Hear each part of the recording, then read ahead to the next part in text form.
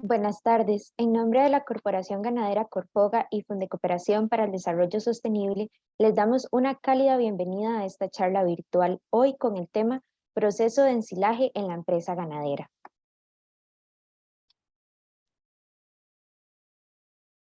Un par de indicaciones para esta charla virtual. Las preguntas que surjan les pedimos no las hagan llegar por medio de los comentarios de la opción de preguntas y respuestas ubicada en la parte inferior, indicando a quién va dirigida su consulta. El día de hoy contamos con la participación como expositor del ingeniero Milton Gutiérrez, quien es director de producción y gestión empresarial de la Universidad Técnica Nacional, y mi persona, Adriana Quintana, gestora de crédito de Fundecooperación, como moderadora de esta charla. Gracias a todos y todas por acompañarnos. La agenda del día de hoy se desarrollará de la siguiente forma. Daremos inicio con un video acerca del producto de ganadería Proclima del programa de crédito a su medida de Fundecooperación. Posteriormente, continuaremos con la exposición acerca del proceso de ensilaje en la empresa ganadera. Después de la exposición tendremos un video de apoyo a la ganadería costarricense y, finalmente, tendremos el espacio para preguntas y respuestas.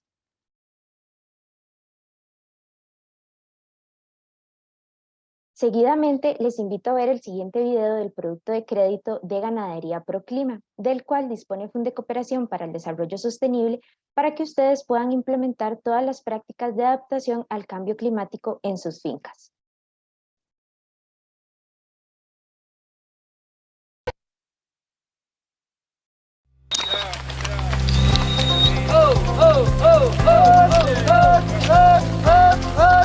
Ganadería Proclima es un producto de Fundecooperación que forma parte del programa Crédito a su medida.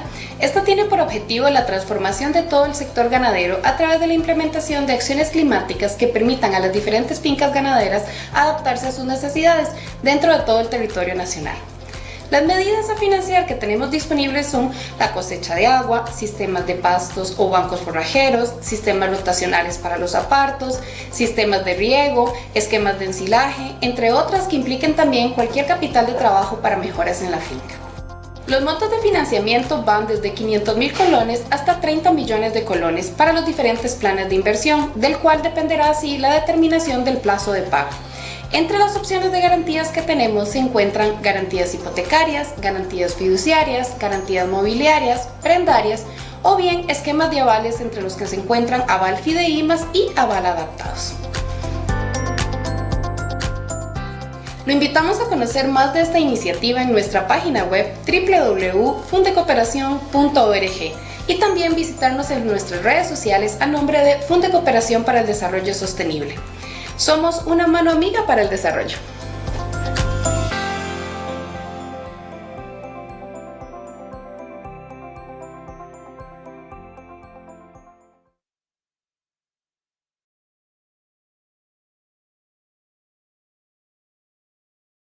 Perfecto. Como vieron, es un producto enfocado a las personas ganaderas para que implementen mejoras en sus fincas y puedan tener un sistema productivo más eficiente.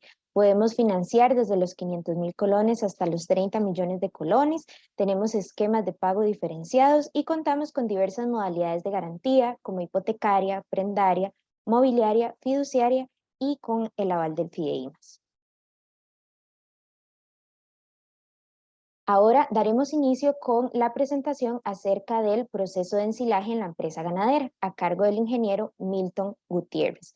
Don Milton es ingeniero agrónomo zootecnista, graduado de la Universidad de Costa Rica, posee un diplomado en alta dirección del INCAE y actualmente se desenvuelve como director de producción y gestión empresarial de la Universidad Técnica Nacional.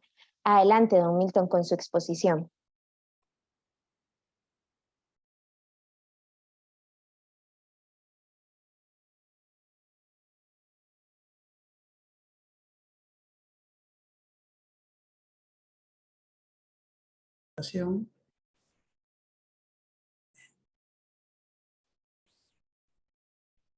Nada más me indican si ya está proyectando. Sí, don Milton, estamos viendo, nada más si gusta, la pone en modo presentación. Perfecto. Eso, listo, ahí está. Muchas gracias. Ok. Perdón. Bueno, en primera instancia, pues agradecer desde nuestra sede en Balse Atenas, la Universidad Técnica Nacional agradece esta gran oportunidad tanto a Fundecooperación y a la Corporación Ganadera Nacional, la Corfoga, por tomarnos en cuenta desde la administración de Canatura y mi persona, pues un sincero agradecimiento por este espacio que tenemos para poder intercambiar experiencias, porque eso es lo que pretendo, intercambiar experiencias. Si bien es cierto, pues el tema es un tema tremendamente rico, amplio y sobre todo necesario en este tema y en este momento, pues yo creo que el engrandecimiento del mismo va a salir sobre todo con preguntas debido al espacio que tenemos en un tema muy rico, repito. Así es que un agradecimiento y ojalá que podamos compartir al final experiencias en forma conjunta. El programa, pues, que desde un principio lo mencionamos y hablamos con los compañeros de Fundecooperación y Corfoga, pues, es hablar un poco de lo que era la gestión de la labor en ensilaje. Y les comentaba a ellos antes de iniciar la charlita que para mí fue un reto interesantísimo porque empecé a trabajar un poco temas que de alguna otra forma, si los he tocado en otras actividades de capacitación, tal vez no con la fortaleza o con el espíritu que esto se merece. ¿Y por qué? Hablar de los objetivos o procesos de la administración en torno al proyecto de ensilaje, porque es un proyecto, cada actividad es un proyecto, es cada vez más oportuno. Hablando, bueno, acabamos de ver un video lindísimo de toda la expectativa de mejoras en procesos de adaptación al cambio climático, de mejoras en procesos de productividad que generen este tipo de alternativas de un mejor ambiente. Hablamos de pasos de corta, de riego, en fin, y eso es lo que vamos a hablar, ¿verdad? Un poco de cómo insertar eso en un proceso de análisis y evaluación de las actividades. Entonces voy a hablar un poquito de objetivos y de los procesos como tales, hablando de la planificación del procedimiento, la organización de las actividades, ejecución de la actividad como tal del silo y el control de resultados. Así es que esa perspectiva y entrando en materia, porque lo que tengo realmente es poco tiempo y me gustaría mucho compartir experiencias con ustedes, yo creo que definir un objetivo para la gestión en el proyecto de un ensilaje en una finca, yo lo resumo en esa forma, siempre pensando en que la forma de elaborar un ensilaje es una forma de conservación, pero una conservación ¿de qué? Al fin y al cabo lo que pretendemos es que el contenido y el volumen de ese producto que estamos de alguna otra forma dejando, valorizando y sobre todo proyectando para el futuro, pues conserve la mayor cantidad de nutrientes de la materia seca cuando se lleva a la parte del análisis nutricional en una dieta, ¿verdad? Lo que pasa es que no solo ese debe ser el objetivo, porque tenemos algunas alternativas en el mercado y por supuesto a nivel de finca, que nos pueda generar alguna distorsión en cuanto a los resultados que queremos. Y ahí que vamos a ver algunos de los datos que nos pueden hacer alguna reflexión al tema. Entonces, ese objetivo dentro del análisis de una conservación de nutrientes, ahora hacer una estrategia financiera importante, y cuando hablo financiera es porque es un aporte de un capital a la dieta, y la dieta pues es lo que hoy por hoy está cada vez en el tapete de un sinnúmero de actividades mundiales y nacionales que cada vez lo hacen más crítico. Ya para todos es bien conocido el incremento en las materias primas de los concentrados, en el combustible, en las fuentes de electricidad o fuentes alternativas de energía, ¿verdad? Y entonces, hacer de esto ya no solo una conservación pura como tal, que hoy no voy a referirme a la parte agronómica, ¿verdad? No era el principio, al fin, sino que más bien hablar de esa estrategia de análisis para que esto sea realmente un emprendimiento razonablemente económico y activo en la finca. Así es que, basados en eso y teniendo la administración como una herramienta de la gestión, en donde lo que se pretende es que a través de las herramientas propiamente de la administración, que podemos mencionarlas y están bien definidas en lo que es planificación, organización, ejecución y el control de todos los recursos para alcanzar los objetivos de una empresa, es lo que realmente hoy quisiera pues dejar por lo menos algún mensaje. Y estamos hablando de la empresa, ¿verdad? Una empresa que lleva todo este tipo de análisis y evaluaciones. Entonces, voy a tocar un tema en cada uno de los aspectos, son muchísimos los que podemos agregar a la hora de proyectar un ensilaje en planificación, una gran cantidad de temas en la organización del mismo, igual en la ejecución, y es muy importante, por supuesto, como medio de determinar el fin mismo de la actividad, y por supuesto un control de los recursos, que es al fin y al cabo lo que pretende que el sector y la empresa genere herramientas estratégicas de suplementación en una forma eficiente. Entonces, desde esa naturaleza, la planificación del proceso podemos enumerar, y yo menciono algunos, para mí los más importantes, y lo pongo en rojo subrayándolo. El inventario forrajero, la disponibilidad anual, y ahí hago un paréntesis. Desde el punto de vista de gestión y de administración de los recursos, tener clarísimo cuál es la disponibilidad total del forraje de la empresa anualmente, para mí es básico. Y tal vez hemos dejado esto, y yo sé que hay colegas que por dicha han insistido muchísimo en el tema cuando se habla de la nutrición, porque al fin y al cabo la base de esta alimentación, nutrición enfocada en tiempos actuales, definitivamente está enfocada a la producción de forraje.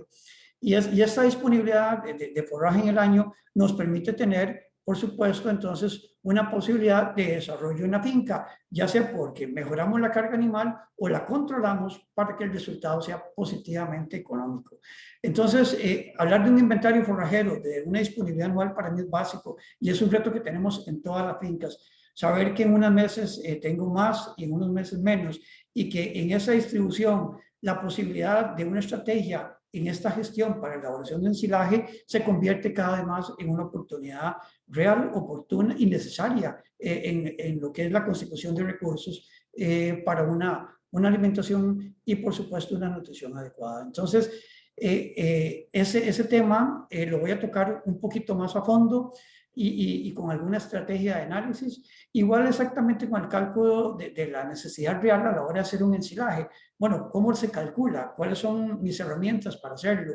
Espero tenerlas al final también.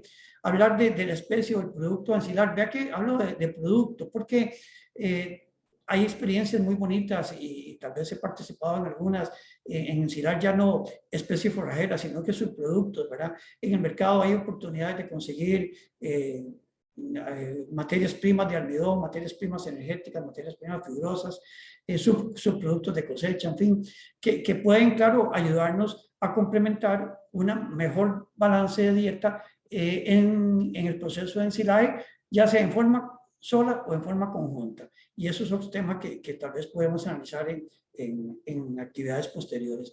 El recurso humano, y les cuento algunas experiencias, ¿verdad? En donde realmente cuando iniciamos el proceso de ensilaje en una finca y vemos alternativas, bueno, se va a hacer el silo en bolsa o en estañón o de montón o en trinchera, y en trinchera de qué tipo, el factor humano tiene que capacitarse, tiene que saber qué es lo que se va a hacer, qué es lo que vamos a hacer como prioridad y bajo qué recursos, bajo qué condiciones, el tiempo, en fin, de manera que esa distribución del recurso humano en todas las labores que conlleva, desde el análisis hasta la ejecución y el control, es total y absolutamente necesario.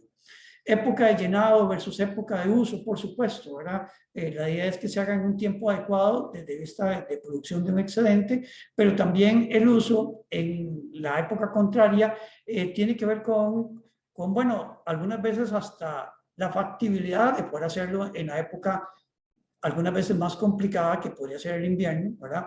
Y eso trae sus bemoles. El uso de maquinaria, el uso del personal, terrenos, humedad relativa, en fin, ¿verdad? Humedad de producto como tal. Entonces, son temas a analizar.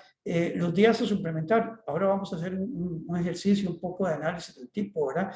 ¿Qué tipo de silo y qué costo? Bueno, esto es interesantísimo y yo creo que hay que tratar de iniciar con el menos esfuerzo económico, con la menos cantidad de infraestructura, con el menos requerimiento de materiales.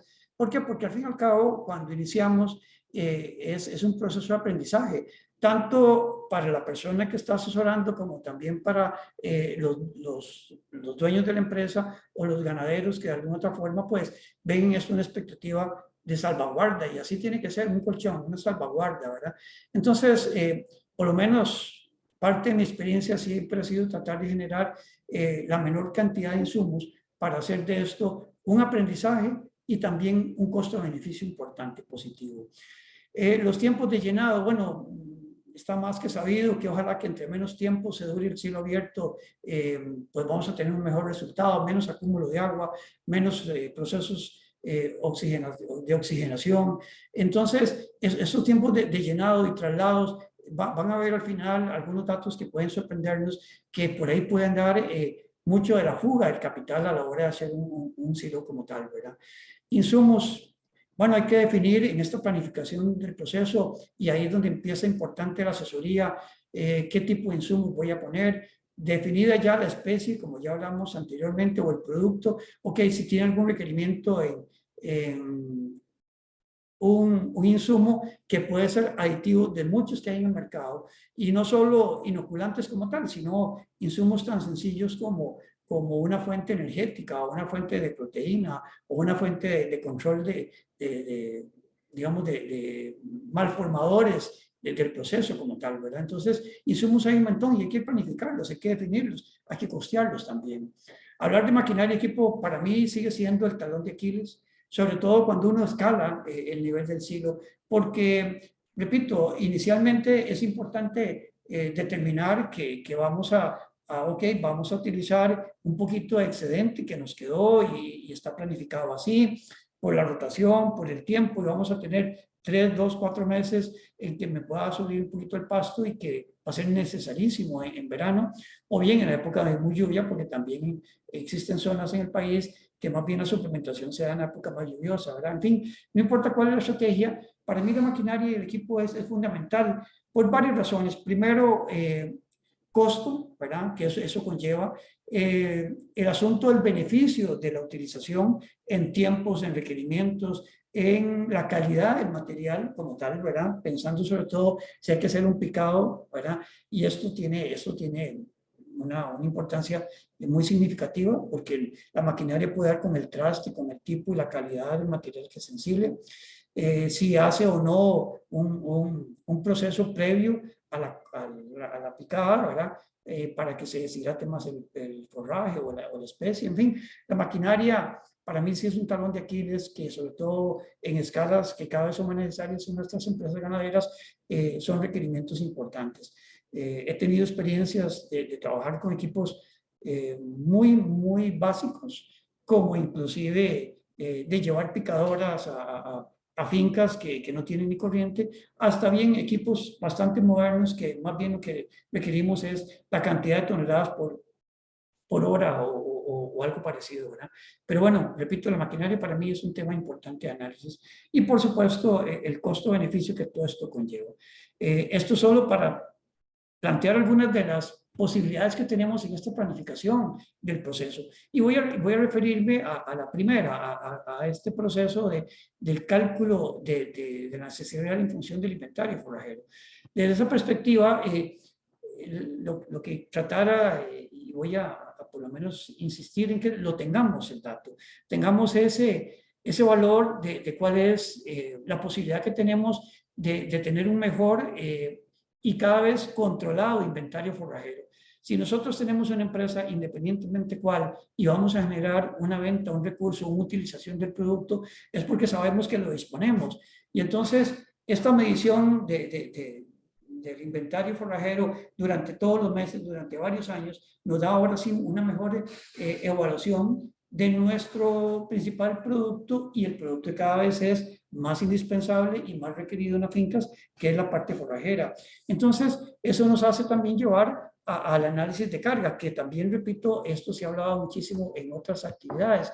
Y repito, porque el forraje realmente es tan variable, ¿verdad? Variable en tiempo y en espacio. En el tiempo porque ya sabemos que durante el año y durante los años es diferente. Hoy tenemos el efecto de la niña, mañana el del niño, mañana hay un frente frío, mañana hay una tormenta, mañana hay un temporal, o bien hay una sequía, y realmente pues nos cambia la dinámica. Y por supuesto en el espacio que todos sabemos dentro de una empresa ganadera, en áreas en que el tal forraje sea con menos condición o esté más apto para este. Sin embargo, eso hay que tenerlo nada más monitoreado, claro, para definir cuáles son las estrategias a la hora de definir un ensilaje en cuanto al material que vamos a utilizar de la misma finca. Y el ensilaje, pues, está pensado básicamente como eso, que hay un excedente o tenemos déficits estacionales y por supuesto que se asume que es una solución técnica, ¿verdad?, que implica, por supuesto, y ojalá, una solución comercial. Y eso es el objetivo, realmente unir esas dos alternativas, esas dos preocupaciones y esas dos soluciones a su vez. Ok, tengo una solución técnica para convertir un excedente en una salvaguarda en momentos difíciles, pero es que esa salvaguarda cumpla una posición estratégica dentro de la estructura de costeo que tiene la finca. Y si nos cuesta determinar el excedente forrajero en total anual, algunas veces nos cuesta un poquito más ponerle un valor y algunas cifras a este producto tan necesario, tan oportuno y cada vez más importante en la dieta como tal. Igual, ¿verdad? Dentro de esta evaluación, hacerlo lo más integral. Y ahí es donde entra mucho la experiencia, donde entra mucho, perdón, el compartir con personas que en el medio, por dicho, tenemos colegas de altísimo nivel que nos pueden asesorar y con gusto a través de la universidad podemos aportar un grano de arena en este tema, ¿verdad?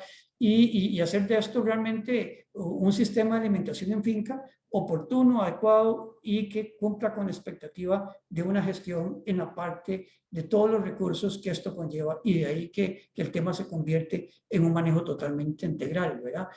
Y quiero referirme a este detalle que pongo y subrayo en rojo porque repito, cuando se me hace la expectativa de hablar de la gestión, yo creo que es cierto, los detalles tecnológicos están requete cubiertos y bien, mucho podría estar, digamos, con apoyo tal vez más a la mano. Sin embargo, el objetivo de generar una expectativa de una herramienta de suplementación financieramente oportuna, algunas veces no es tan fácil. Y entonces, ahí es donde creo que tenemos que echar mano de los compañeros, del análisis, de la evaluación y sobre todo de esa captura de datos para el análisis en cada una de las actividades que la finca genera. Y ahora imagínense en ensilaje cuando hablamos que solo en la planificación hay 15 o 20 detalles por analizar, ¿verdad? El otro tema, ¿verdad? En el cálculo de necesidad, porque esto es básico a la hora de gerenciar el proyecto como tal, y tenemos que tener algunos temas totalmente cubiertos, analizados y muy bien calculados. Básicamente me refiero a tres: los cálculos de necesidad, ok, y ahora voy a hablar un poquitito al respecto. La determinación del área, que yo como empresario dentro de mi unidad de producción voy a permitirme utilizarla en una forma planificada e integral para suplir esta demanda. Y por otro lado, pues el volumen en el que voy a requerir para almacenar el producto. Entonces son tres temas para mí básicos, importantísimos en esta gestión que me llevan a un éxito poder realizarlo, analizarlo y sobre todo consumirlo a nivel de una dieta para nuestro acto o nuestros actos. Así es que en una forma muy rápida y solo por el tiempo, pues estas necesidades se calculan en función del número de animales, el consumo estimado por animal y los días de suplementación. En una forma muy gráfica, la necesidad de forraje o NF, como lo pongo, es el número de animales por los kilos de animal por día y esto lo divido entre 0.9. Tal vez si algún matemático me ve, no es la forma exacta para calcular las pérdidas, pero yo lo hago en forma muy práctica para que por lo menos integremos un 10% a esas pérdidas que son muy razonables. ¿Y por qué? Porque hay pérdidas a la hora de picar, hay pérdidas a la hora de transportar, a la hora de poner en el silo y a la hora de suplementar. Entonces hay que considerarlas como tal. Ok, el otro gran tema es cuánta área necesito y simplemente si ya calculé el NF o la necesidad forrajera, eso lo divido entre el rendimiento por cultivo, por corte, por hectárea, que es donde, vuelvo a insistir, tenemos que tener esa medición. Si no tenemos cuál es nuestra capacidad de producción en las áreas que vamos a definir, difícil vamos a tener la oportunidad de definir el área. Entonces, por eso es previo esta determinación de los rendimientos productivos en la finca por las áreas a definir para poder ahora sí definir el área. Aquí no me profundizo mucho, pero aquí hay formas de hacerlo, ya que pues en el invierno o en la época que vamos a cosechar, pues podemos tener 2 o 3 hasta 4 cortes. Eso simplemente se divide entre eso y se simplifica el área como tal. Bueno, algunos datos que hay que tener, ¿verdad? Importantes. Hay que tener la densidad del pasto por metro cúbico y hay que determinar el diseño del silo que yo quiero hacer, en trinchera, en estañón, en cajón, en bolsa, lo que fuera. Hay que eso definirlo porque eso es mi capacidad de almacenamiento. Eso puede determinar muchísimo el costo, claro que sí, porque hay gente que, no, mejor hago un silo de trinchera de cemento. Bueno, porque eso me va a durar mucho tiempo, la vida útil lo paso a 20 años, lo prorrateo con mi contador y entonces puedo ajustar bastante bien el análisis financiero. Bueno, son estrategias, no se descartan, pero por lo menos analicémoslas, ¿verdad? Entonces, dentro de ese análisis de gestión, saber que por metro cúbico me entran desde 650 hasta 850 kilos por metro cúbico, ¿verdad? Hay que saberlo. ¿Por qué? Porque esto me da la capacidad de determinar mi volumen a la hora de ensilar como tal. 1, 2 o 3 hilos, eso es otro tema también, ¿verdad? Bueno, puedo hacer una batería de hilos, ok, y hago hilos pequeños. También hago silos de bolsa y entonces conforme tengo el requerimiento del pasto lo voy llenando. Claro que sí, perfecto. Pero ese valor hay que tenerlo para determinar cuál va a ser mi volumen total de almacenamiento. Entonces, los metros cúbicos que ocupo es los kilos de pasto ensilar, que ya determiné anteriormente mi necesidad, dividido entre estos 750 kilos por metro cúbico. Si fuera un silo de trinchera, multiplicamos esos metros cúbicos de una forma que el ancho, el largo y el alto pues me dé el cubicaje total. En el caso de un silo de cilindro, pues la fórmula es muy sencilla, es la constante pi, que significa 3.14, por el radio del cilindro al cuadrado y eso dividido por la altura y me da el cubicaje que cada bolsa o cada estañón o cada cilindro pues voy a utilizar. El tema 2, ¿verdad? Eso es planificación y veo que voy bastante rápido porque primero me gustaría más tener la capacidad o la oportunidad de conversar con ustedes y por otro que eso es tremendamente amplio, ¿verdad? Y tengo 35 minutos, ya gasté 15, ¿verdad? En este proceso de organizar, bueno, ¿cuándo lo voy a hacer, ¿verdad? Y esto porque me va a definir seguro mucho la época por estación. ¿Cuánto es el equipo? Y ya estoy hablando no del tipo, es cuánto y cuánto me va a costar, ¿verdad? Bueno, voy a hacer una picadora estacionaria, la voy a hacer en Chapulín, voy a hacer una picadora de gasolina. No, ya tengo que usar un equipo más especializado porque el requerimiento ya son algunos decenas o cientos de toneladas. Ok, lo tengo, no lo tengo, lo alquilo, ¿cuánto me cuesta? ¿Cuánto de ese equipo es el rendimiento por hora? Ok. El otro tema importantísimo, el silo, ¿verdad? ¿A dónde lo ubico? ¿Cuál va a ser el diseño? ¿En qué materiales lo voy a usar? ¿Verdad? ¿Podemos hacer silo de trinchera en tierra? Sí, claro. ¿En madera? Claro que sí. ¿Puedo sobreponer un silo encima del otro? Claro que sí. Por eso es que esta parte de organizar es importante también, dentro de todo y todo, asesorarse. Una asesoría que nos pueda llevar al éxito del proceso, ¿verdad? El transporte de material, van a ver que esto es crítico a la hora de hacer un silo. ¿Por qué? Porque el tiempo de respuesta a la hora del llenado. ¿Cómo lo voy a hacer? Ok, tengo carreta, tengo caballo, tengo sacos, tengo carretas de volteo, en fin, es planificarlo, ¿verdad? Y entonces, pensando en esta planificación, bueno, yo tengo en Costa Rica, sí, claro, zonas muy cálidas, muy frescas, muy secas, tengo estaciones relativamente definidas, ¿verdad? ¿Cuándo lo voy a usar? Tengo excedentes en este momento, ya sea cualquiera de las áreas que tenga para ensilar o bien áreas específicas solo para este tipo de alternativas, ¿verdad? Y las voy a utilizar cuántos días, en cuánto tiempo, en cuánto tipo de animal, ¿verdad? ¿Cuál es el tipo de animal a suplementar? Bueno, hago una estrategia. El mejor silo para este tipo de animales, el silo B para este otro y el silo C para este otro. Bien, no me complico, hago los 3 silos iguales, los 4, los 5, o el silo, y doy en forma pareja, pero me tiene que rendir, ¿ok? El tipo de silo, ¿verdad? El silo de montón, o sea, todos perdón, todos trabajan en una forma excelente, nada más es que pues hay que tener los controles adecuados, ¿verdad? Si voy a hacer un silo de montón, bueno, va a ser en piso de tierra, en piso de cemento, cuál es el drenaje, cuál es el sellado, cuál es la forma en que puedo compactar mejor un silo de montón, determino el área en función de los metros cúbicos, no hago un silo más pequeño, hago una batería de silos. Este silo de abajo, el último foto de abajo, pues es un silo que ya no existe, ya es de cemento, pero en su momento fue de tierra, ¿verdad? Esas paredes que están cubiertas, por eso está cubierto, porque es de tierra, el piso es de tierra, todo era de tierra, ¿verdad? Hago silopaca y entonces, bueno, ¿cuánto material significa eso? Tengo la calidad del plástico y las necesidades para mis requerimientos como tal, ¿cuál es mi costo? ¿Verdad? Eso se las trae, ¿verdad? Ese análisis se las trae. Y repito, en esta maquinaria hay de todo tipo, ¿verdad? De todos los gustos, a todos los precios, ¿verdad? Y lo que sí es importante es que yo cubra aspectos como, ¿ok? Días de trabajo, costo, rendimientos y eficiencia de la maquinaria, ¿verdad? Entonces, en el mercado hay cantidad, hay tipos, hay oportunidades, hay alquiler, hay gente que trabaja 50 y 50 inclusive, ¿verdad? En fin, este tipo de servicios cada vez es más, digamos, oportuno y en cierta forma yo creo que acreedor a las necesidades actuales de los sistemas de producción en Costa Rica, porque definitivamente ya, por dicho, estamos totalmente convencidos que tenemos que volver a un uso eficiente de nuestras pasturas, ¿verdad? Al cultivo de las pasturas, a esta formación de ser agricultores en la parte de especies forrajeras, no importa, leguminosas, o gramíneas, ¿verdad?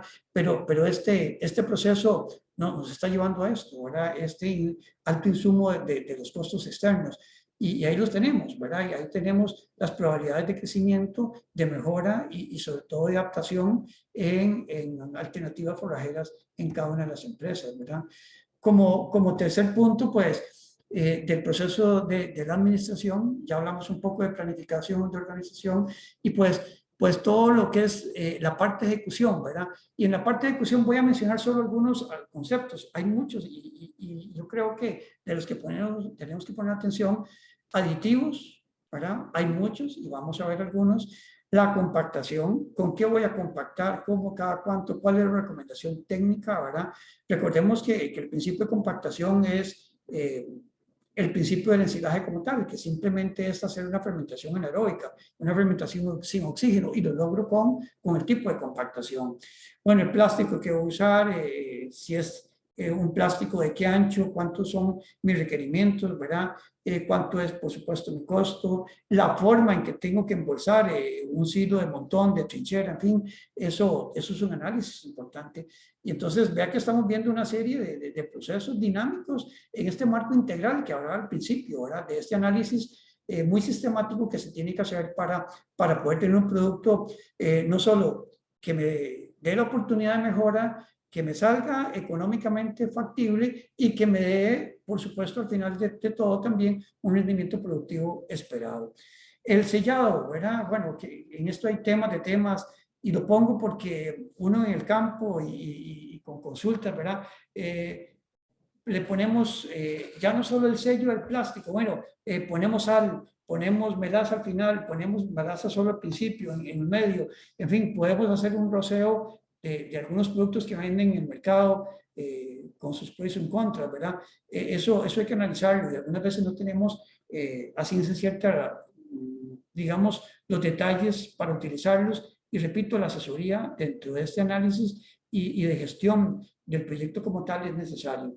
Drenajes, bueno, ¿por qué pongo drenajes? Porque muchos de los silos se hacen en campo abierto, en condiciones de topografía irregular y pues el drenaje tiene que planificarse para evitar algún posible ingreso del agua, que es de las partes malas y nocivas que tenemos, ¿verdad? Entonces, en la parte de aditivos, pues hay un aspecto que yo siempre recalco, ¿verdad? Que ningún aditivo va a sustituir un buen manejo, una buena gestión, un buen proceso de ensilaje. Partiendo de todas estas expectativas que estoy mencionando anteriormente, o sea, en otras palabras, se me pasó el pasto y le voy a echar tal producto para mejorar la calidad. O bien, tal vez no lo hice en mala época y voy a echarle tal aditivo para mejorar su condición a la hora de abrirlo. Definitivamente eso es un error, ¿verdad? La técnica como tal está escrita, está documentada, está aprobada y tenemos que hacerle el papel y el lápiz necesario para que se cumpla con la estrategia agronómica y de manejo, ¿verdad? Para que la eficiencia salga bien. Y, ok, como un mejorador de alguna función del silo, pues sí, podemos usar algún tipo de aditivo. Y en esto hay varios, ¿verdad? Y en esto hay que tener claro, hay especies casi que por 100 sol, en sila, perdón. Entonces, si yo tengo maíz o tengo sorgo o avenas en altura, en Cartago o en partes altas de Salcedo de Costa Rica, pues esos materiales por su nivel de carbohidratos solubles se fermentan casi que por ser, ¿verdad? No requieren absolutamente ningún tipo de aditivo energético, por supuesto, para la fermentación adecuada.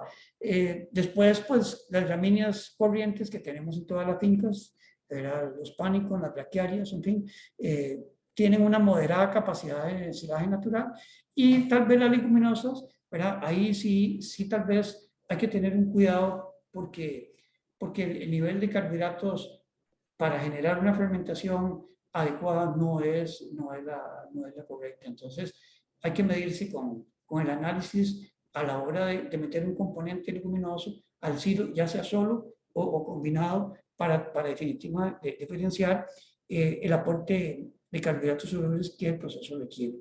Entonces, desde esa naturaleza, estimulantes energéticos, inhibidores del crecimiento de patógenos, por supuesto que todo lo que son nutrientes que mejoran el valor nutricional y estimulantes de fermentación son alternativas de este análisis que hay que hacer para ver si un aditivo es necesario o no, cuánto me cuesta, cuánto es el rendimiento, cuánto es el volumen de su uso, ¿verdad? Y en eso hay oportunidades de mejora. Yo creo que con las casas comerciales que de alguna otra forma nos apoyan en esto, porque les cuesta hacer investigación, claro que sí, ¿verdad? Somos conscientes. Aquí en la universidad, pues, es parte de un apoyo que tenemos en forma conjunta con sectores productivos. Igual, ¿verdad? El análisis del por qué. Definitivamente sí nos ayudan, claro, a mejorar o controlar la fermentación, reducen pérdidas, claro, hay aditivos que nos pueden hacer una reducción en las pérdidas, sobre todo a la hora de abrir el silo como tal, ¿verdad? Mejoran la calidad, sí, podemos decir que desde el punto de vista, digamos, del aporte total de nutrientes, no del valor intrínseco del material, ¿verdad? Pero sí pueden aportar en el volumen algún soporte importante. Bueno, ¿cuándo los podemos usar? Cuando no podemos tener una materia seca adecuada, ¿verdad? Cuando el contenido de carbohidratos es bajo, ¿verdad? Y cuando las condiciones climáticas, que nos ha tocado muchísimas veces, ¿por qué? Porque en el muy buen porcentaje de las situaciones, pues vamos a hacer ensilajes en condiciones de clima húmedo, ¿verdad? Y algunas veces, pues, si bien es cierto, no lo mejor es lo que se puede hacer en ese momento. Los aditivos energéticos, solo para mencionarlos, para que a la hora de la planificación se tengan, ¿verdad? La melaza del 30 a 40 kilos por tonelada, la caña de azúcar un 30 o un 40%, 45% del total. Por supuesto, cuando uso caña de azúcar o pulpa de naranja o piña, no utilizo la melaza, ¿verdad? Es una u otra, ¿verdad? Yo creo que ya hemos conversado en otras actividades de la fermentación un poco diferente que tiene la caña de azúcar cuando se ensila sola, ¿verdad? Y que tal vez no es lo adecuado, pero bueno, es otro tema también. Menciono estos datos porque será falta esta aplicación de aditivos a la hora de una planificación. Claro que sí. ¿Por qué? Porque como pueden ver, ninguno de esas especies, además de la humedad que es muy alta a la hora de la cosecha o a la hora del pastoreo, tienen ese valor del CNF o los carbohidratos no fibrosos, o también le llamamos carbohidratos solubles, son menores al 10%, y ahí está el punto de quiebra para que la fermentación se dé bien. Entonces no podemos arriesgar un trabajo, un volumen y una estrategia de planificación por no aplicar un 3, un 2 o un 4% de algunas de las fuentes energéticas que hemos visto, ¿verdad?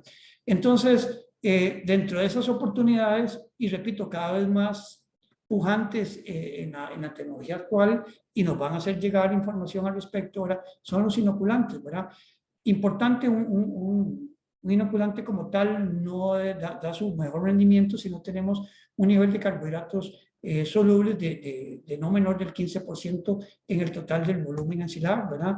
En estos inoculantes hay bacterias homofermentativas o homolácticas, ¿verdad? Que al fin y al cabo todas las que pretenden el tipo de bacterias, hay muchas en el mercado, compuestos inclusive, entre estas y las heterofermentativas. Hay ventajas y desventajas muy demostradas. Hay empresas que se dedican solo a las homofermentativas y por supuesto que tienen razones fundamentadas. Sin embargo, pues también el tener a disposición algunas heterofermentativas o bien hay compuestos de doble propósito, nos hace pensar tal vez en mejorar esta calidad o esta vida útil del silo como tal, ¿verdad? Yo siempre lo menciono porque me encanta la idea y por lo menos aquí lo usamos, ¿verdad? Es un inóculo artesanal que lo publicó el ingeniero Augusto Rojas trabajando en el CIA, en la Universidad de Costa Rica, y está publicado, por eso, y además con una muy buena amistad que tengo, pues lo hago público, ¿verdad? Para que la gente, pues de alguna otra forma, si lo quiere utilizar, hay datos totalmente ya probados por laboratorio de este inóculo artesanal que tiene una cantidad importante, tal vez igual o parecido a los inóculos comerciales, ¿verdad? Que el único problema, pues por lo menos yo desconozco el tipo de bacteria, yo creo que entiendo por las principales actividades que se han generado, que son homofermentativas nada más. Pero bueno, ahí les dejo la receta por aquello que lo quieran implementar y estoy seguro que es un principio importante a la hora de generar una estrategia del proceso de ensilaje. El tema último de la administración, como el control de resultados, y resultados tiene que ver con calidad, rendimiento y costeo, claro que sí, ¿verdad? Y para esto el siguiente mensaje, ¿verdad? Realmente, si algo puede influir en que la disponibilidad adecuada en cantidad y calidad para generar ingresos en un periodo de suplementación, ¿verdad? Están dados por esos dos, ¿verdad? Cantidad y calidad del ensilaje. O sea, hay que planificar, por eso hice hincapié en cuánto medirlo, cómo medirlo, en cómo se calcula y la calidad, pues basado en todas las estrategias de la organización y de la ejecución para pensar en la compactación, el embolsado, el insumo, el aditivo, el manejo de los días abiertos, ¿verdad? Del silo. Entonces, lamentablemente, pues son muchos los factores que tanto la calidad y la calidad se ven inmersos a la hora de tenerlo ya como producto final, ¿verdad? Por supuesto que la especie del forraje a la hora de hacer los cortes, la carga animal, el clima, el manejo agronómico, topografía, zona climática, entre muchos, ¿verdad? Y por supuesto que eso hay que planificarlo, hay que tratar de tenerlo totalmente monitoreado y en el tiempo adecuado. Y solo para mencionar algunos datos, y con eso termino, es que ya hay valores que nos pueden determinar si la calidad de nuestro silo está adecuado pensando en términos de pH, ¿verdad? Y otros valores, por supuesto, pero ya el pH por sí me asegura una fermentación en el tiempo y en el momento adecuado. Y por supuesto que alternativas de mejora es, para que esta calidad se me dé, es que ojalá tengamos un material a la hora de ensilar bajo en humedad. Ojalá que la materia seca siempre anda para arriba del 25%, que en condiciones tropicales sin pastos de piso siempre van a ser muy difíciles de controlar, ¿verdad? Y por supuesto que tenemos que determinar algún costeo y solo menciono algunos que ojalá pues cada vez los tengamos más y mejor monitoreados, ¿verdad? Ese es un trabajo del ingeniero Rodolfo Winchín de la Universidad de Costa Rica, en un trabajo de tesis donde terminó muchísimos hilos, ¿verdad? De pastos anuales, o sea, pastos de un solo corte, pastos de piso de varios costes y pastos de corte que también requieren de varios. Vean, aquí tal vez lo importante no solo es el promedio por costo por colones por kilo de materia verde, es la diversidad que se encontró en el estudio. A un productor le costó 9 kilos en un pasto anual, a otro le costó 68 colones. En pastos de piso a uno 7, a otro 32. En pastos de corte a uno 2, a otro 8 colones. O sea, aquí lo que demuestra es que algunas veces no hicimos el proceso de gestión, no hicimos el proceso de análisis, no hicimos el proceso de evaluación para determinar ese costeo y nos puede resultar que tal vez tenemos oportunidades más baratas, más cómodas, funcionales y nutricionalmente no malas, en el mercado sin que se diera, digamos, la planificación adecuada. Este dato también es un dato muy interesante de una tesis que llevó a cabo tanto el ingeniero Granados Campos como Augusto en este análisis de costeo, ¿verdad? Entonces, estos colones por kilo de material verde, que al final de la columna lo vemos en materia seca, que al fin y al cabo es como tenemos que medir el costo del producto como tal, nos podemos tener sorpresas, ¿verdad? Una silopaca que, claro, ahí está puesto maquinaria, este equipo, el plástico, el rendimiento, ¿verdad?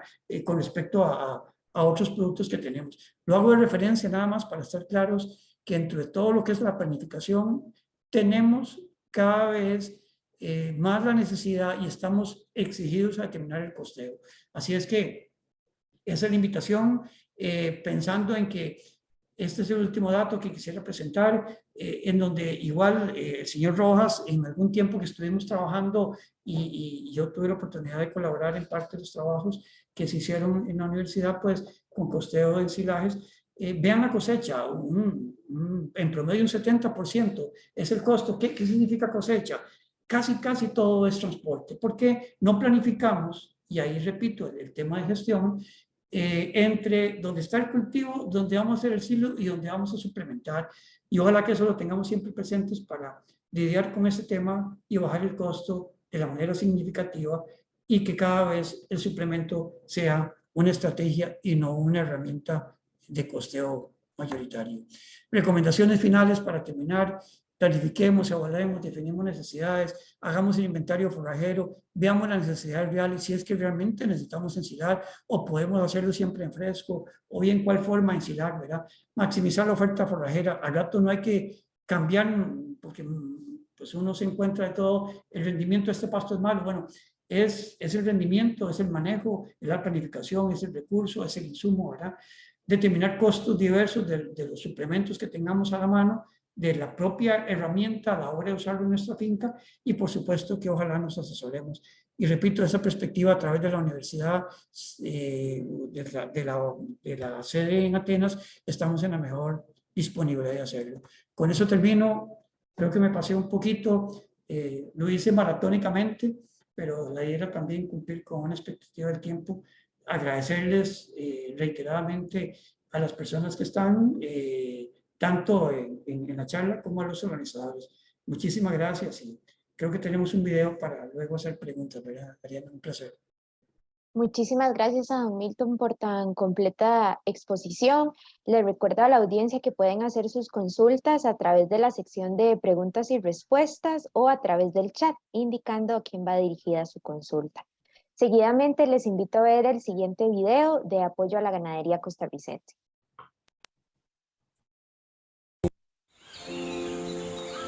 Por quienes todos los días se ponen las botas para producir con calidad.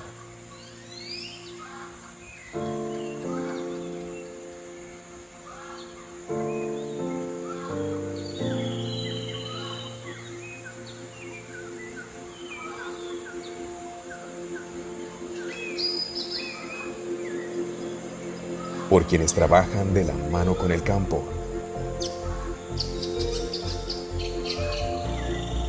Por quienes se mantienen en constante innovación y adaptación.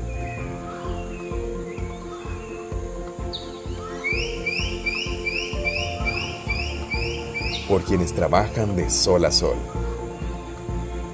Y con esfuerzo se echan al hombro la alimentación de todo un país.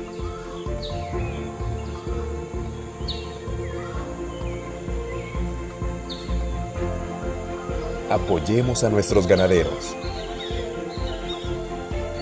Consumamos carne de Costa Rica.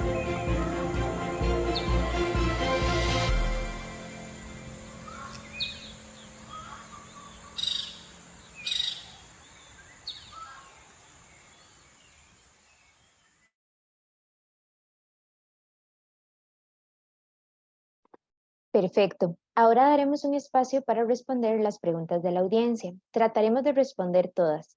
En dado caso de no ser así, los compañeros de Corfoga estarán subiendo un repositorio de preguntas en su página web.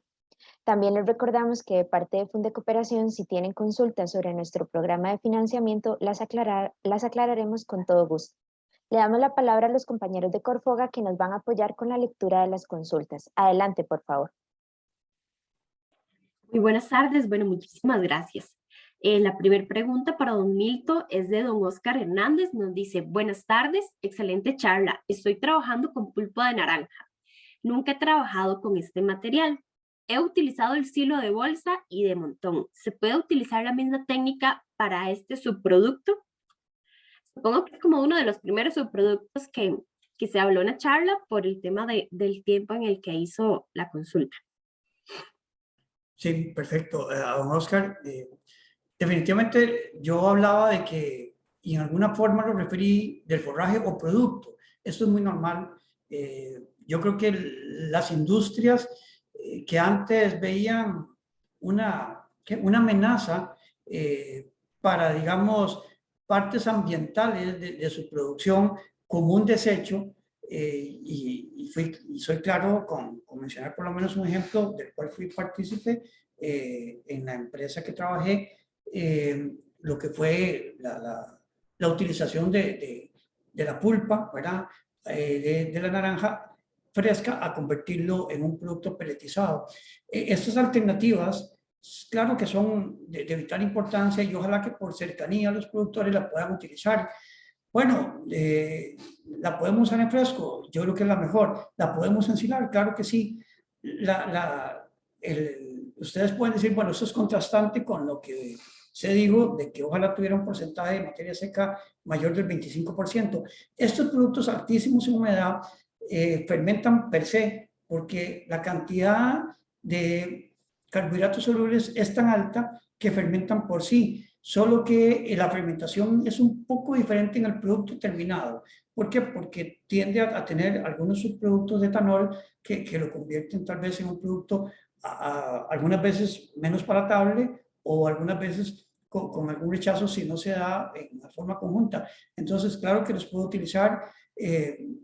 Ahí tal vez la propuesta o una alternativa en este proceso es, ojalá lo liguemos con algún producto absorbente. El más barato, bueno, ¿verdad? Si le metemos heno, bajamos la humedad, tratamos de tener menos escurrido y menos pérdida de producto al final, ¿verdad?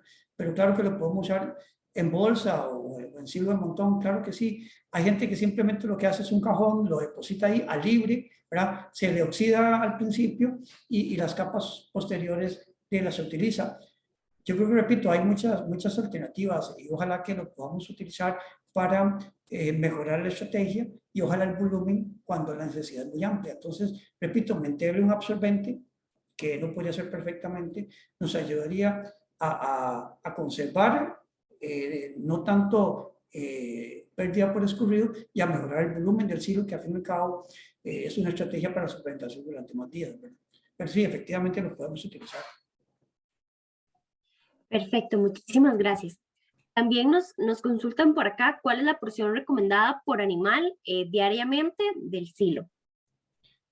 Muy buena pregunta, agradezco la misma. Es un poco difícil de contestar aquí en el escritorio, ¿verdad? Repito, yo la última recomendación es que nos asesoremos porque tiene que ser parte de la gestión. ¿Qué significa? Es que planifiquemos la dieta en el tiempo adecuado que yo lo requiero. En otras palabras, si la suplementación va a ser en el verano, y el verano yo sé que son 4 meses o 5 meses, yo tengo 2 formas de calcular. O una, me defino el área y el rendimiento en los cortes que voy a hacer en invierno y tengo un volumen total, o bien tengo una cantidad de animales que tengo que suplementar cierta cantidad para que la dieta me permita una ganancia de peso de tantos gramos por día, o bien una producción de leche definida. Entonces, cualquiera de las dos sí requiere un análisis para determinar cuál es el consumo. Tal vez una recomendación así muy a mano alzada, ¿verdad?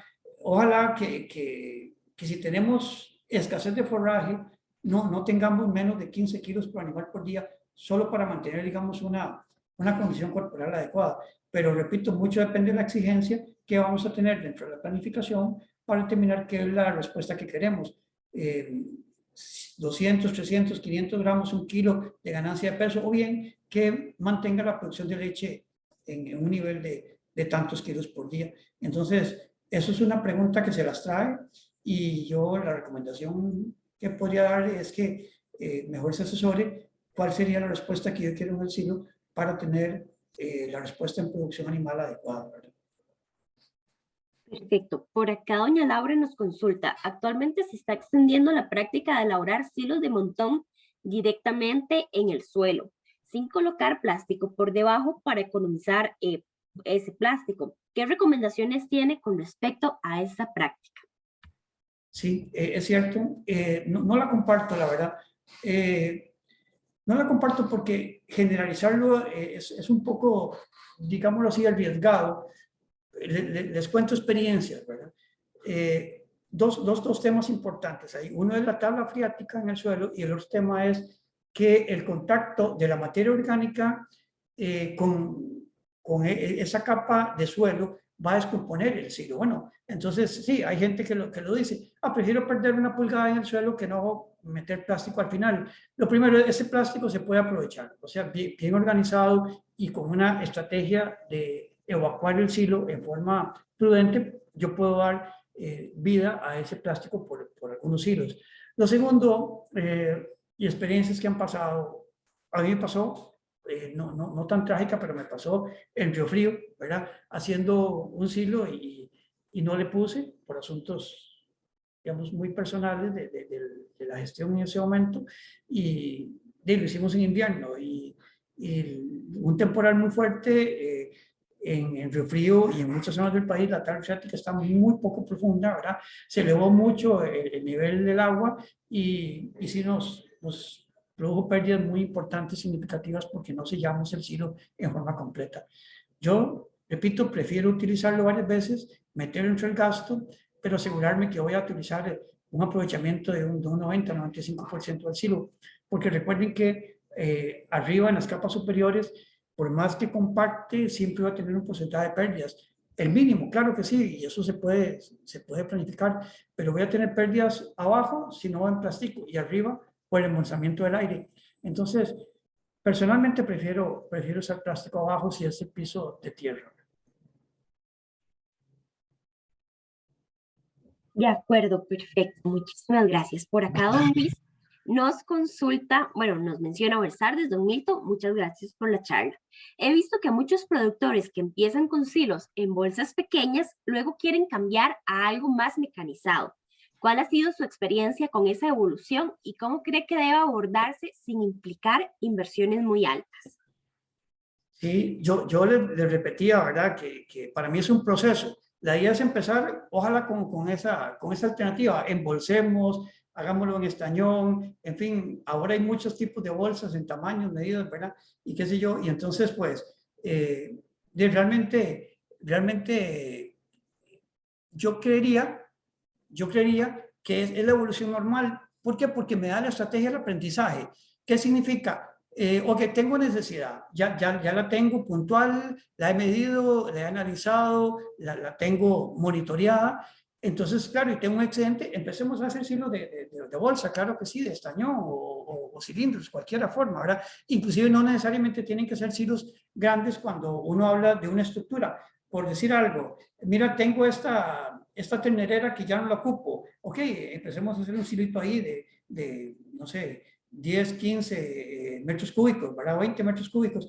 Y esa evolución me permite manejar experiencia, manejar personal, manejar también lo que es la oportunidad de respuesta y las necesidades como tal. Entonces realmente sí creo que es importante ir en escala. No me gusta la idea de que, bueno, hay experiencias lamentablemente negativas, ¿verdad? Con gente que ha empezado a hacer un silo con todos los requerimientos de ingeniería inclusive, ¿verdad? Y por supuesto con toda la maquinaria indispensable, y no fueron, digamos, las mejores oportunidades que tenemos en la fabricación de ensilajes. Les cuento, ¿verdad? Dentro de esas experiencias, ok, se tenía todo, la maquinaria, el silo, la infraestructura, el personal, y entró un temporal. Entonces el chapulín no podía entrar, se pegaron las máquinas, el personal desistió, y entonces en lugar de convertirse en una oportunidad de mejora, se convirtió en un problema de la finca, ¿verdad? Entonces hay que aprender a manejar eso hasta el tipo de suelo, ¿verdad? En algunas partes de Costa Rica cosechar con maquinaria en pleno invierno es bien complejo, ¿verdad? Y imagínense que estemos pensando en que yo necesito 120 toneladas y que sembré 3 hectáreas y que se me viene un temporal y no puedo cosecharla, se me pasó el pasto, digamos que sea sorgo, digamos que sea maíz, se me pasó el tiempo de cosecha, la planta ya no es la adecuada, entonces esa pausa en pasar de una etapa a la otra tiene que ser muy planificada y de ahí pues ojalá que sirva la experiencia y la oportunidad que tuvimos hoy de hablar de gestión para que generemos todo lo que es una expectativa de aprendizaje en la parte de la metodología del silo como tal, no en la parte técnica, repito, en la parte técnica está muy bien estructurada, pero esta parte de gestión y análisis de la planificación es muy necesaria. En resumen, empecemos poco a poco y vamos avanzando de acuerdo a las necesidades y ojalá generemos experiencia en el manejo de las necesidades del silo y eso lo que implica en lo que hemos hablado. De acuerdo, muchísimas gracias, don Milton. También recordarle a la audiencia que las preguntas que no puedan ser contestadas en este webinar, pues se van a subir en un repositorio de preguntas y respuestas, las cuales, bueno, junto con don Milton vamos a elaborar un texto para que ustedes las puedan leer. Y dicho documento se sube al Facebook y a la página web de Corfoga para que puedan tener acceso a sus consultas. De momento vamos a leer un poquito más de preguntas, pero por tema de tiempo, ahora tenemos 22 preguntas sin contestar. Entonces podrán entender ustedes que salimos mañana si seguimos en esta conversación tan interesante. Claro. Okay. También nos consultan por acá, don Milton. Hemos intentado hacer silopacas con Cameron y siempre se nos echa a perder. ¿Cuánto tiempo debe dejarse para que la silopaca esté en su punto adecuado? Bueno, esta también es una experiencia muy bonita. Aquí los invito en este momento estamos haciendo siloplaca nosotros, ¿verdad? La siloplaca tiene sus características de manejo, ¿verdad? Primero, igual como en todo, si es del pasto que se produce en la finca, hay que determinar el momento oportuno, ¿verdad? Recordemos que la siloplaca, el principio es que, en principio, yo no voy a utilizar aditivos porque la materia seca que manejo y la compactación me permite que el manejo como tal me genere una fermentación adecuada. Entonces, ok, repito, primer paso, hay que determinar el punto adecuado de cosechar el pasto. Lo segundo, ok, esperemos que la coordinadora me deje bien ajustado, bien robusto la compactación per se que hace la máquina y en la parte ya de la emplasticadora, pues hemos tenido experiencias. En este momento, inclusive en el mercado hay varias oportunidades de análisis, ¿verdad? Ustedes llaman a empresas y les dicen, mire, con esta trabaje con menos capas, con esta tiene más protección de ultravioleta, con esta le garantizamos que con tantos vueltas menos la entrada de aire no se da. Y yo creo que en eso hay que tener muchísimo cuidado y ahí hay que ser responsables a las empresas. Hay que seguir, eso sí, sus recomendaciones. Si ellos dicen que son tantas vueltas, démosle tantas vueltas. Justifiquémoslo, evaluémoslo y con eso tenemos realmente la oportunidad para reclamar en el momento adecuado, ¿verdad? Ok, vamos a hacer silopaca en el momento adecuado de cosecha con una muy buena relación humedad, materia seca, vamos a coordinar en forma adecuada y le embolsamos de acuerdo a lo que diga el fabricante. Entonces, una vez que está bien hecho eso, y si por ahí no hay problemas, si son silopacas de materiales de gramínea convencionales, la idea es que por lo menos estén 45 días embolsados, ¿verdad? Recuerden que podemos usar aditivos, claro que podemos usar aditivos en la silopaca, ¿verdad? A la hora de hacer la embaladora, pues la embalada, nosotros podemos con una bomba regarle inóculos, ¿verdad? O bien algún otro aditivo. Eso es manejo, eso hay que planificarlo, se puede hacer, lo lo hacemos y realmente nos aseguramos una fermentación adecuada. Pero la idea es que no se abra por menos de 45 días una vez que se embolsa y se emplastica totalmente. Perfecto, don Milton. Y ya por acá tenemos la última pregunta. ¿El botón de oro puede ser ensilado solo con la melaza? Lo pregunto por la palatabilidad de esta planta. ¿Requiere deshidratación previa? Sí, muy buena pregunta. Yo les mencionaba, ¿verdad?, que dentro de la presentación, que todo lo que son fuentes altas en proteína, yo puse leguminosas, pero hay fuentes varias en nuestro sector que son altas en proteína. En términos ganaderos decimos que ellas son, a nivel de silo, son como antiácidos, son buffer, ¿verdad? Eso lo que hace es que tengamos la necesidad de duplicar la cantidad de aditivos energéticos, principalmente melaza. Tiene algunos contras, ¿verdad? Que recuerden que la melaza tiene su porcentaje de humedad, puede hacer que escurra y perdamos nutrientes, ¿verdad? El calentamiento y pérdida de proteína puede ser que se dé, ¿verdad? Entonces, yo personalmente prefiero suplementos como el botón de oro u otras alternativas en la medida de lo posible dentro de esta gestión de la planificación, de esta administración del recurso, utilizarlo en forma fresca, ¿verdad? En la medida de lo posible. Pero se puede ensilar, claro que sí, igual que la cratilia, igual que el morera, igual que otras especies, ¿verdad?, que son altas en proteína. Entonces, lo podemos ensilar, lo podemos mezclar. Por ejemplo, yo he tenido la oportunidad de hacer experiencias muy bonitas con maíz y meterle un frijol para que pues, se venga en forma conjunta. Hay ventajas y desventajas, repito, mucho depende de ese análisis de costeo, ¿verdad? Y qué es lo que pretendo. En términos generales, si tengo ya especies de corta perennes, como el botón de oro en la pregunta, yo preferiría hacer una planificación para hacer un fresco. Pero si ensila, no hay problema, se puede ensilar, nada más tengamos cuidado de que duplicar el aditivo energético para que la fermentación sea adecuada. Y ojalá le metamos un inóculo, ¿verdad? Un inóculo y ayudaría en forma mucho más efectiva la fermentación. Que, repito e insisto, esa proteína actúa como un buffer y hace que el pH no me llegue al punto adecuado en el tiempo adecuado, ¿verdad? Entonces sí, tengamos cuidado con el nivel de melaza y ojalá la aplicación de algún inoculante. Perfecto, muchísimas gracias, don Milton. Nada más recordarle a la audiencia el repositorio de preguntas, ¿verdad?, que estaremos subiendo próximamente en la página de Facebook y también en la página web de la Corporación Ganadera. Y también ponemos a disposición, ya sea que nos escriban por Facebook o al contacto o al siguiente correo, que sería información@corfoga.org, si les queda alguna duda pendiente para poder hacérsela llegar a don Milton por cualquier cosa de que no hayan podido hacer la pregunta por este medio. Muchísimas gracias. Ariana, para terminar, en la presentación yo creo que les queda ahí, yo se las voy a pasar, y ahí está mi correo, que es mgutierreza@utn.ac.cr.